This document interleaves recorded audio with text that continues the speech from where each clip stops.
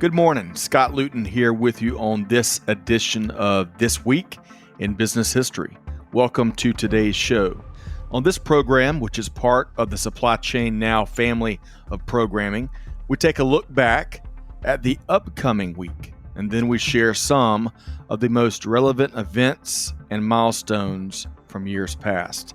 Of course, mostly business focused, with a little dab of global supply chain, and occasionally we might just throw in a good story outside of our primary realm. So I invite you to join me on this look back in history to identify some of the most significant leaders, companies, innovations, and perhaps lessons learned in our collective business journey. Now, let's dive in to This Week in Business History.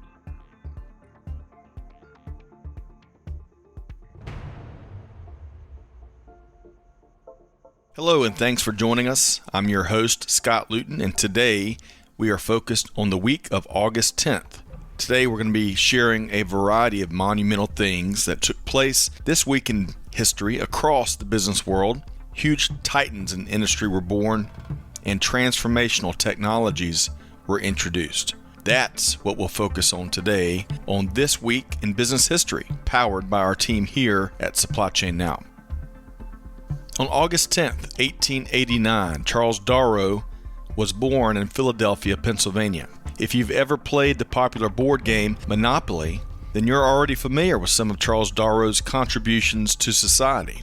Monopoly has become an iconic staple in the board game industry and in popular culture everywhere.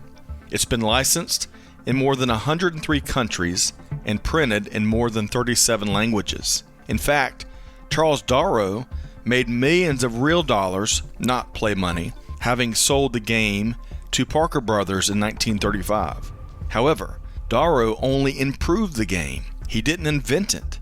Arguably, depending on who you talk to, the primary basis for the game Monopoly is a game invented by Lizzie McGee in the U.S. in 1903, a game entitled The Landlord's Game. Lizzie McGee was an incredible figure in history. In 1903, when McGee was applying for the patent for The Landlord's Game, women made up less than 1% of all patent applicants at the time. She'd go on and win the patent a few years later. McGee would make a name for herself a variety of ways, from patents to inventions to challenging the current period's status quo, especially when it came to what was expected of women. A true trailblazer indeed. But several decades later, Charles Darrow would play a version of Lizzie McGee's game with friends, and he'd work with his family to make tweaks and enhancements to it. For example, Darrow would draw the waterworks faucet and the electric company light bulb, and he'd even add the black trains on the railroad spaces. Do you remember those playing the game? Who could forget B&O Railroad? Did you know it was based on the real Baltimore and Ohio Railroad, the first common carrier in the U.S., and one of the nation's oldest railroads? With these enhancements in hand, and with no mention of Lizzie McGee, Charles Darrow would sell his game Monopoly to department stores while eventually approaching board game companies. The venerable Milton Bradley gave Darrow a meeting but turned down the opportunity to buy the game. Little did Bradley know that he'd be turning down a game that would go on to sell over 250 million editions worldwide. Parker Brothers saw the potential and bought the rights from Darrow, who would make a fortune in the initial deal and the subsequent royalties. Once Parker Brothers uncovered Lizzie McGee's claim to the game and much of Darrow's content, they would pay her $500. $500 in 1935 would be about $9,400 in 2020, or enough to buy about 470 Monopoly games via Amazon. On August 10th, 1909, Clarence Leonidas Fender was born in Anaheim, California. In fact, he was born in a barn. His parents, Clarence Monty Fender and Harriet Elvira Wood, were successful farmers. How's that for a modest beginning, being born in a barn? In his childhood, his uncle would play a key role in fine-tuning Leo Fender's passion in life. Leo would visit his uncle's auto shop in Santa Maria, California one year and fall in love with a homemade radio that he saw. This would cement Fender's path forward. Fender would change the music industry as he founded Fender Electric Instrument Manufacturing Company in 1946, aka Fender. Some of the iconic company's significant contributions to music are still widely used today. The Fender Telecaster, which is the first mass-produced solid-body electric guitar, the Fender Stratocaster, and the Fender Precision Bass. He would be inducted into the Rock and Roll Hall of Fame in 1992. On an interesting side note, Leo Fender would never learn to play the guitar. He did play the saxophone, and he was known to tickle piano keys from time to time. Leo Fender loved making music equipment, boating, and tinkering with cameras. Not photography, mind you, but he loved the camera equipment itself. Many companies would send him cameras just to get his take and feedback. Leo Fender passed away at 81 years of age from complications due to Parkinson's disease in 1991. Rumor has it that he worked right up to the day before his death, doing what he loved. His company continues to serve the international music industry to this day. On August 11th, 1944, Frederick Wallace Smith was born in Marks, Mississippi. Marks is a small town, really small town, home to a few thousand people, but it's significant. Did you know this small town in North Mississippi was where Martin Luther King Jr.'s Poor People's Campaign began in 1968?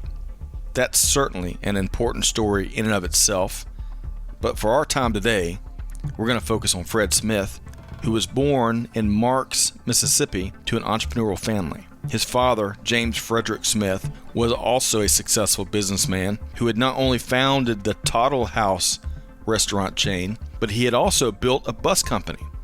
But tragedy struck. Fred Smith was 4 years old when his father died. The family was able to make it through based on their business venture's success, but the late James Frederick Smith was concerned about how his 4 children might waste their inheritance early in life. So he chose to place their inheritances in a trust fund that could not be accessed until their 21st birthday. As you'll see momentarily, for Fred Smith, that might have been a wise move. Memphis, Tennessee was only about 90 minutes north of Marks, Mississippi, and Memphis was going to play a big role in Fred Smith's journey. Fred Smith would in fact go to elementary school in Memphis, and he'd go on to attend the prestigious Memphis University School, where he stood out in academics.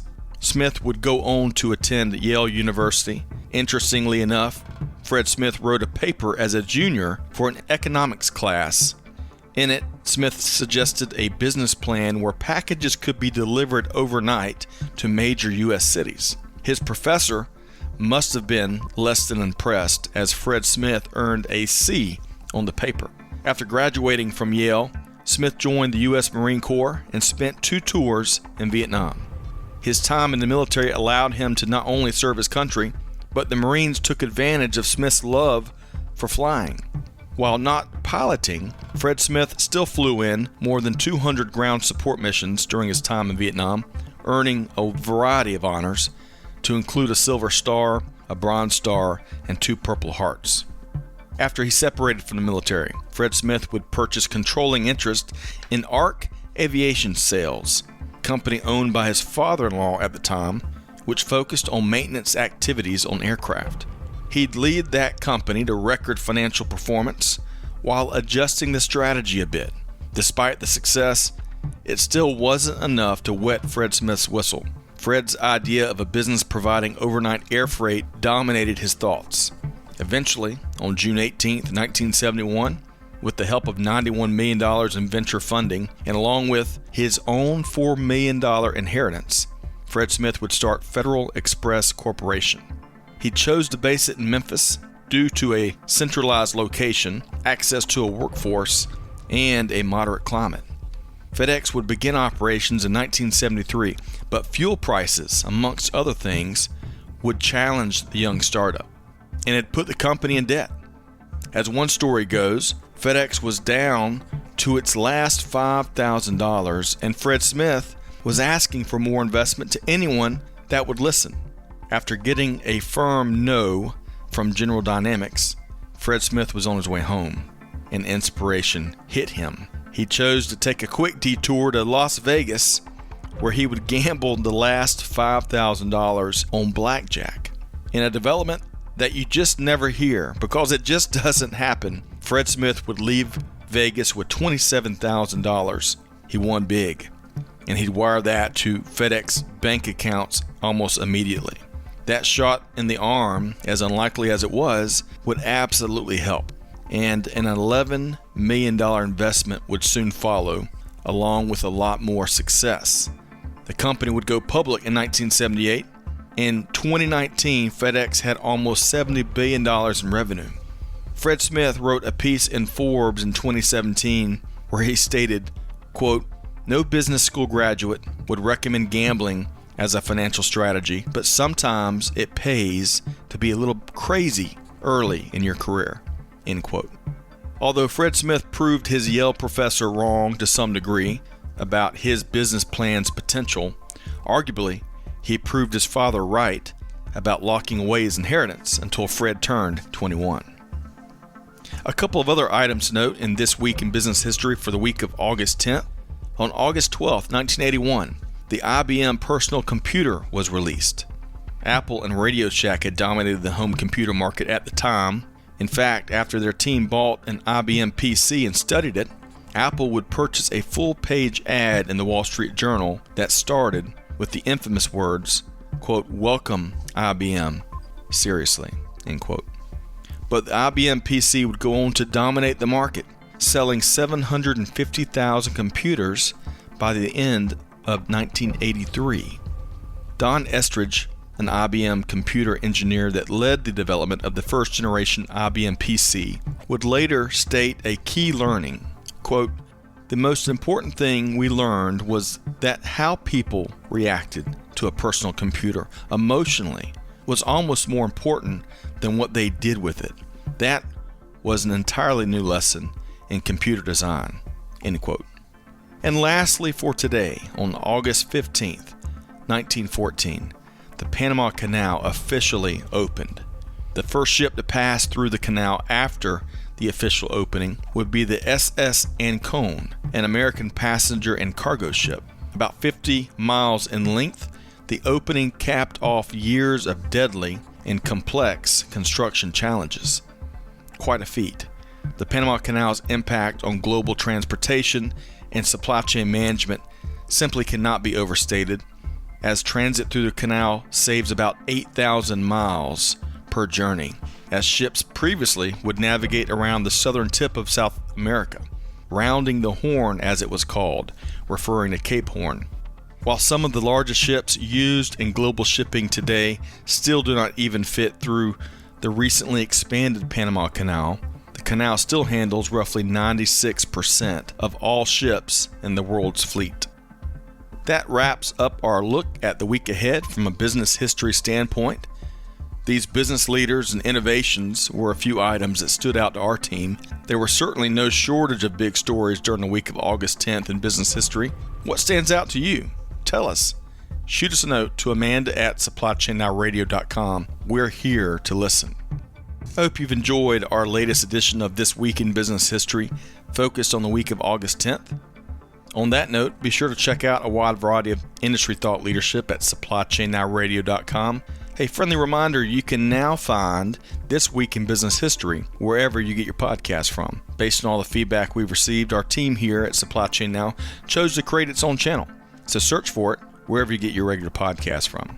On behalf of the entire team here at This Week in Business History and Supply Chain Now, this is Scott Luton wishing all of our listeners nothing but the best. Hey, do good, give forward, and be the change that's needed. And on that note, we'll see you next time on This Week in Business History. Thanks, everybody.